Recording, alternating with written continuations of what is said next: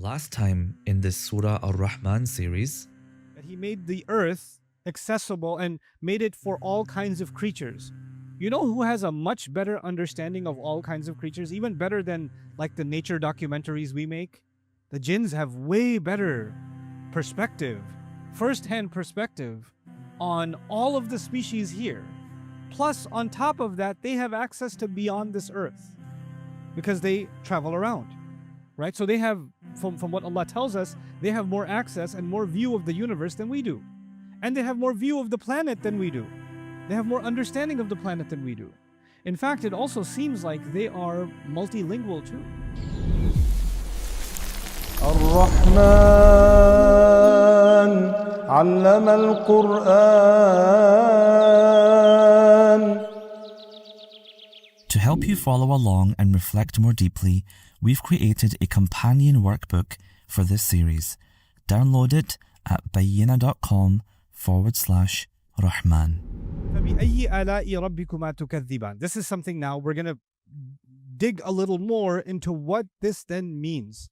And finally, we're going to come to why it says Rabbikuma, both of you, like humans and jinn. Why? Because Allah didn't mention humans and jinn yet. So why use both of you? But we'll get to that question next. So what forms does takdhib take? What I mean by that is, what are the things that people are undermining? What are the things in the surah, when Allah asks this question, what are the things that He's mentioned that people are neglecting, ignoring, undermining, dismissing? The first of them is Ar-Rahman allama al-Quran, the fact that Quran is from Allah.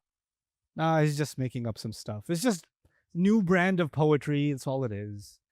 You know, or the academic in a university will say, this is an interesting Arabian phenomenon that emerged in the 7th century and, was, then they'll try to diagnose the Prophet ﷺ or how the Quran was probably developed over time and went through several iterations and, big words for stupid ideas. That's, what they'll do. And then the fact that then there will be others who say, oh, yeah, you guys believe in the Quran?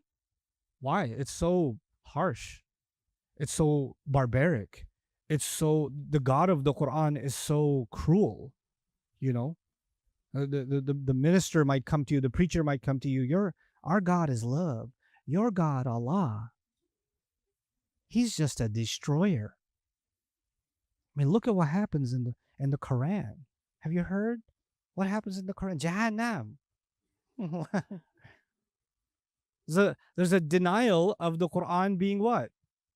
Rahmah. And the Quran, in the beginning, Allah said, Ar-Rahman allama al-Quran. And somebody said, oh, let me collect all the ayahs of hell and show you how the Quran is not Rahmah. Right? I can prove it to you. I'll make a YouTube video about how the Quran is not Rahmah. Great job. You have just undermined all of Islam single-handedly. Excellent. Now what are we going to do? God having created the human being. Well, you're going to be, there are people that are in denial of that. Not only are some people, they used to believe in different idols and different kinds of gods or reincarnations and all kinds of things. But then there were people that believe that God himself became human.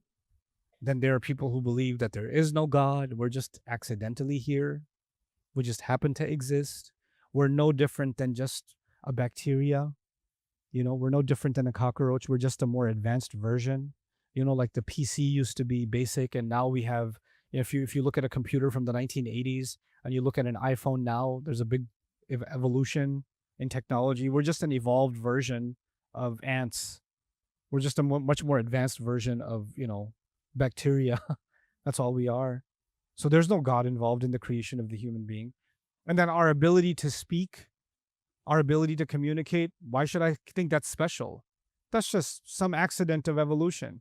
The human being's greatest ability, which is speech, we're like, it's not that great.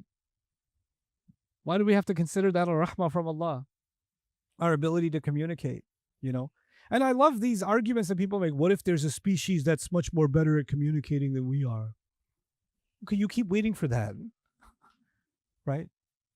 Look at this interesting thing that happens in our brain, the speech center in our brain. An evolutionary biologist can tell you this. They can't figure out where that came from. Like there's no precursor to that part of the brain. And our ability to do bayan, we didn't just do bayan to survive. Human beings, because they have uns, which sets them apart, it's a new trend that's happening in evolutionary biology. They're calling it aesthetic evolution. I was just talking to a scientist recently. There's a new emergence, this concept of aesthetic evolution. You know what that is? Well, maybe the species that survives, or the way that species survive, is they look for what's most beautiful, not just what's fittest to survive. And the reason they had to develop this idea more recently is because they couldn't answer the question, if the only thing that survives is the thing that, or the only thing that moves forward is what's best suited to survive, why are human beings so obsessed with matching colors? Why are they obsessed with good taste and smell? That has nothing to do with our survival. That's not an evolutionary instinct. That's not a survival instinct. Why are we into symmetry, music, art? Why are we into delicious culinary tastes? Why are we into poetry? Like, what makes us interested in these things that are all, the one thing that connects all of them is beauty? Why is no other species interested in beauty? Why are human beings interested in beauty? Why is no other species interested in creativity? Why are human beings interested in creativity? Birds are not like, I'm going to make a polygon nest this time. Then next time I'll make a triangle nest, see how that fits better. They're not going to do it. They make the same kind of nest for millions of years. They're making the same kind of nest. Human beings are like, I'm going to try to design a house in this shape and that way. And people are like, oh, that's uniquely ugly. I'll make something better, Human creativity. It can't be explained. It comes from somewhere that isn't part of this earth, because everything on this earth rejects creativity. It's just survival. Everything else is about survival. Human beings, we're about creativity, because our ruh it was endowed to us by the one that is the most creative of all, Allah, and the most beautiful of Allah. Inna Allah jameel yuhibbul jamal. And He put in us a sense of beauty. And when He entices us towards Jannah, He describes the beauty of Jannah. And when He entices us away from hellfire, He describes the ugliness of hellfire. Why are we inclined towards beauty and inclined away from ugliness? That's uniquely human. But then the people are going to do takdeeb. They're not even contemplating on themselves. The sun, the moon, the stars, and all life on earth are subject to divine order and submission. There are people that are just going to not look at that, not think about that, not contemplate it. The world has been made beautiful particularly for humans. It's been made for survival of everyone else, but made beautiful for us. All of this, you're not just denying one thing. You're not just undermining one thing. You're undermining a whole bunch of things. But practically speaking, why would someone do that? Why would someone do that? The top of the screen I'll describe later. The bottom of the screen I'll describe first. There are 4 kinds of signs that have been described so far. The signs of revelation, allama al-Quran. The signs of ourselves, khalaqa al-insan allamahu al-bayan. That's ourselves. The signs of the heavens, which is, as-sama'a rafa'aha wa wada'a al-mizan, alla tatghaw fil mizan. And then the signs of the world around me, the fruits and the goods and the animals and the planet, right? Now the thing is, what kind of person doesn't even have time to think about or dismisses Allah's words? Someone who lacks humility. What is that? What is this book going to give me that I don't already have? I have better places to get my information. I know better. That's a form of arrogance, isn't it? There's a lack of humility that keeps people from coming towards Allah's words, So Allah describes this arrogance towards His words in other places, like Surah Al-Ahqaf. Then if you're thinking about yourself, like He says, خَلَقَ الْإِنسَانَ عَلَّمَهُ الْبَيَانَ.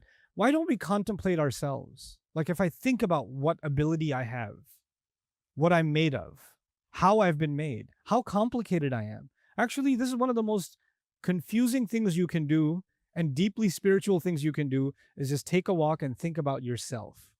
And not think about your feelings and what somebody did to you. I'm not talking about that.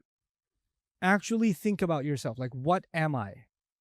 It's easy to answer, who am I? Nouman. What am I?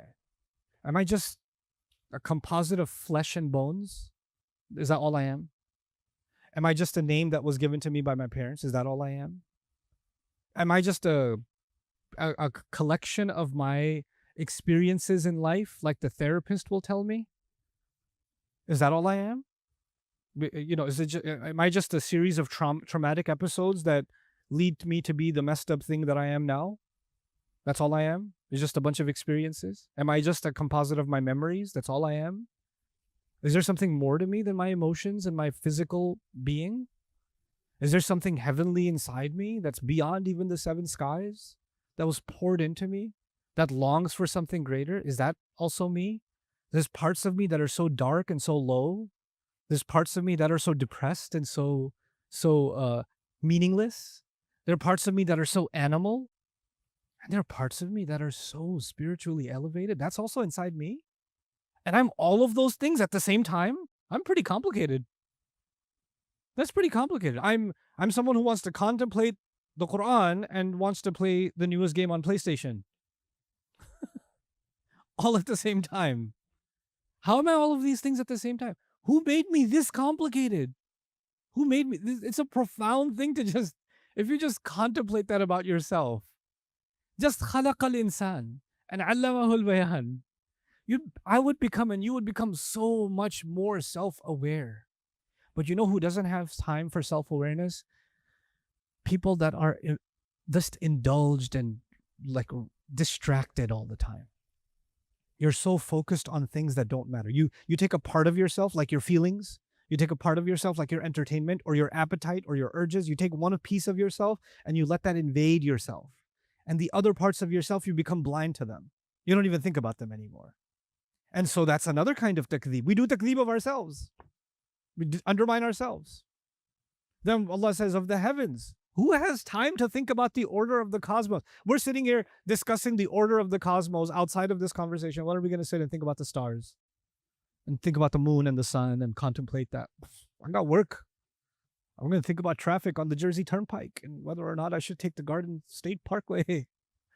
That's what I'm going to think about. I mean, we got daily things to think about, groceries to think about, bills to think about, friends and hangouts to think about. We're so lost in our world, we don't have time to look up. We're always looking down. Who has time to look up? And so we've become thoughtless, not thoughtlessness as in insensitive, but we're not people of thought anymore because we're engaged in so many mechanical, thoughtless activities that makes us thought. That's another kind of takdeeb, And then the world around me. I actually put a new term that I just learned, main character syndrome. The world around me is when it revolves around me, then I'm suffering from main character syndrome. If you're sitting in a gathering and someone's saying something like, "Hey, yeah, I just how are you doing?" "I'm good. I just came back from a trip." You're like, "I went on a trip once. I've been on lots of trips." You know what that is? For 15 seconds, somebody else was the main character. And you could not tell. You have to be the main character. You have to bring everything back to yourself. Somehow it has to revolve around you. And when that happens, you cannot appreciate anything around you because everything has to appreciate you. Right? You just become so egocentric and so focused on the self that you become blind to everything, and you develop a sense of entitlement. A sense of entitlement. And this is takdeeb. We're talking about the takdeeb of the kuffar, which on top I've written the external and the internal, right? The external takdeeb is when they verbally spoke against the Prophet ﷺ and denied all of these things. Internally, if their heart rejects it too. Because by the way, some people internally accepted it and externally rejected it. Like Walid ibn Mughira. Internally, he accepted Islam. He was impressed with it, but he realized if he openly accepts Islam, he's going to lose his position. So he became one of the most active campaigners against the Quran and against the Prophet ﷺ because he knew that's not good for me.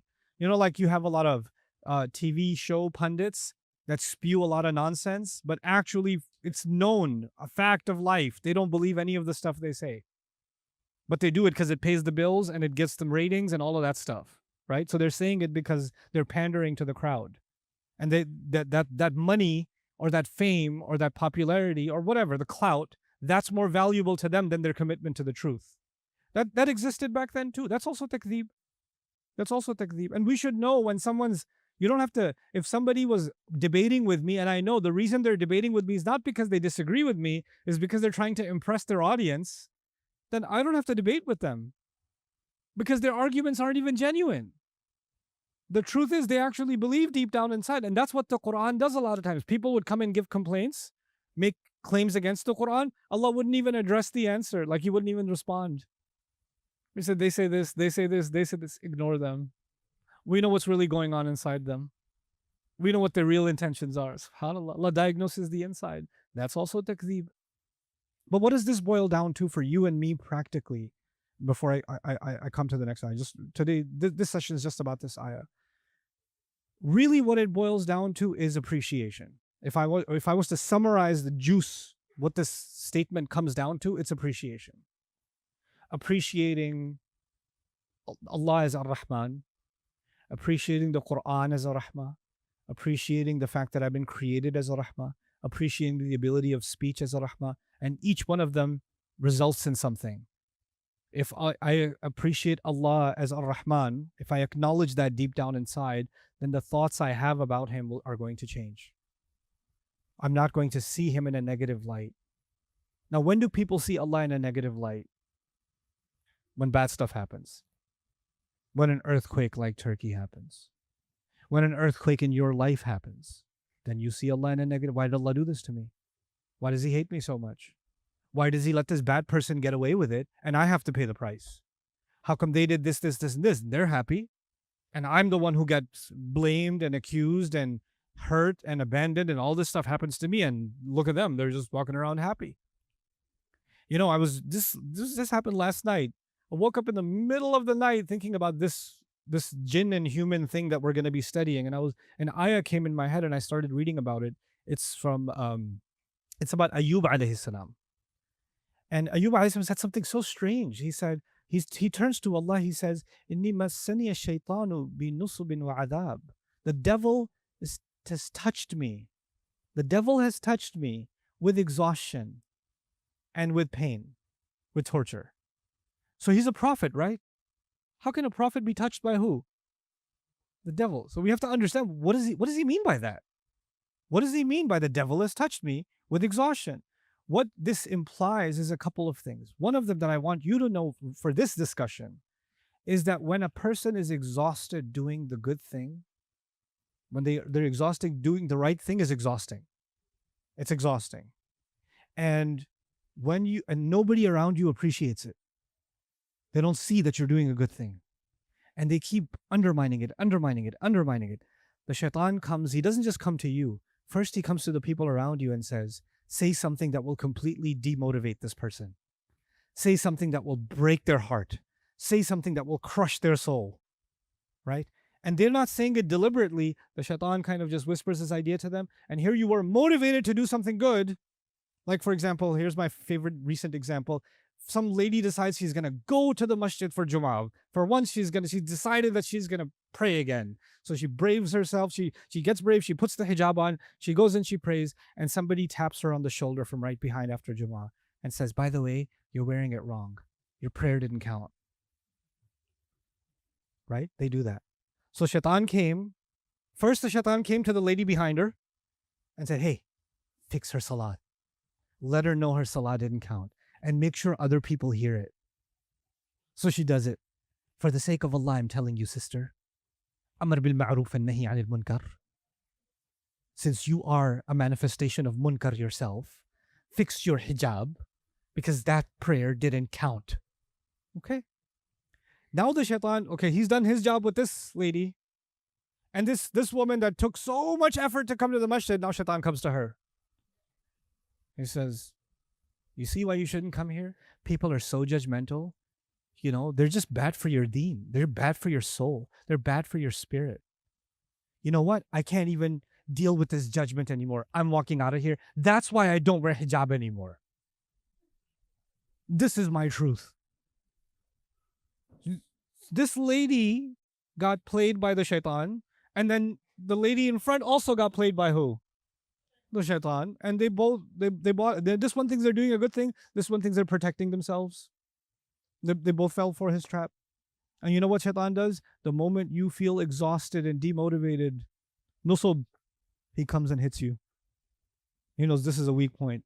Ayyub alayhi salam is doing the right. He's sick. He's sick. He's not getting better. He's getting taunts from his family.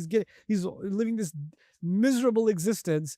And every time he's at the height of misery, Iblis comes and says, so your God loves you, huh? This is how Allah loves you. This is what you get for being a prophet. All those prayers, look at how you are.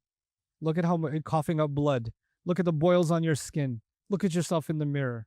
Your family thinks you're disgusting. This is what you call rahmah.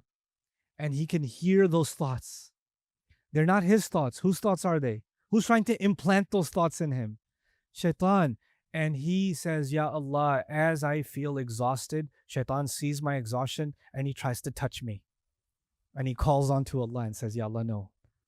You know, in Masaniya Shaitan binusub. This is incredible that he recognizes that in himself, right?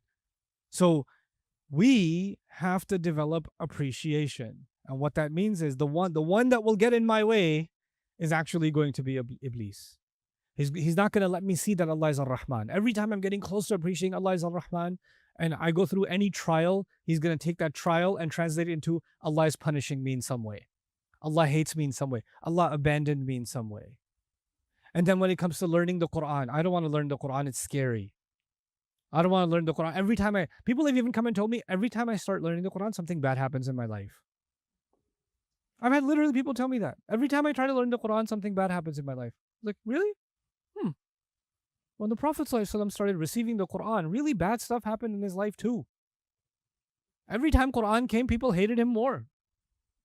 His own family turned against him more. So if something bad's happening in your life, when you start coming towards the Quran, you are walking in some level of the footsteps of your Prophet. Congratulations. Congratulations. This is not cheap to come towards the Quran. You have to pay a price. Well, why is that a bad thing? But we don't see that. We don't see the appreciation of what price should you have to pay. People pay top dollar to go to a top university. People kill themselves to join the Olympic team. Kill their bodies. Kill their desire to eat food. Kill their sleep habits to join this team. What is Allah asking you to come towards Him? Is He asking you to destroy yourself? And yet we're like, no, it's too hard. This is takdeeb of allam al-Quran. Takdeeb of khalaq al-insan. Takdeeb of my own self. Takdeeb of the way that I was made. Takdeeb of the biggest one is al-bayan. Allah says He empowered human beings with capable thought. But the greatest gift we've been given is our ability to think and articulate. What's happening in the age of technology? Who's doing the thinking for us now? AI is doing the thinking for us. TikTok is doing the thinking for us. And by and large, in the use of technology, we're getting smarter. But in the ability to articulate our thoughts, in the ability to express our thoughts, our ability to read and pay attention to something that's more than 30 seconds without this gifted thumb and the index, the shahada finger. You know? Allamahul bayan. Like, we should appreciate language. How can the tongue that was given, that has the honor of reciting the Quran, is now spending so much of its energy using foul language? Using it, this tongue is now being used for slander. It's being used for backbiting. It's being used for lowly, pathetic, disgusting things. That's what it's been used for. This ability to communicate that was given to us for the highest purpose is being used for the lowest thing. How can that be? This is actually the penetrating question that Allah has asked us in فَبِأَيِّ آلَاءِ رَبِّكُمَا تُكَذِّبَانِ. And what I didn't share with you in this lecture was why the jinn and human beings have been combined here without even having mentioned that. So we'll start with that in the next ayah and we'll move forward. بِإِذْنِ اللَّهِ بَارَكَ اللَّهُ لِي وَلَكُمْ السَّلَامُ عَلَيْكُمْ وَرَحْمَةُ اللَّهِ تَعَالَى وَبَرَكَاتُهُ. Coming up next time in this Surah Ar-Rahman series. Human beings, because when you put fire to dirt, it makes clay that can be used for pottery and build something. So they can, even if the shayateen are attacking someone and the heat is coming on us, if we understand our purpose correctly, instead of destroying us, it only hardens us and makes us tougher, right? So We've been given this incredible advantage over the fire. And by the way, one of the coolest ways to put out a fire is what? No, not just water. Dirt.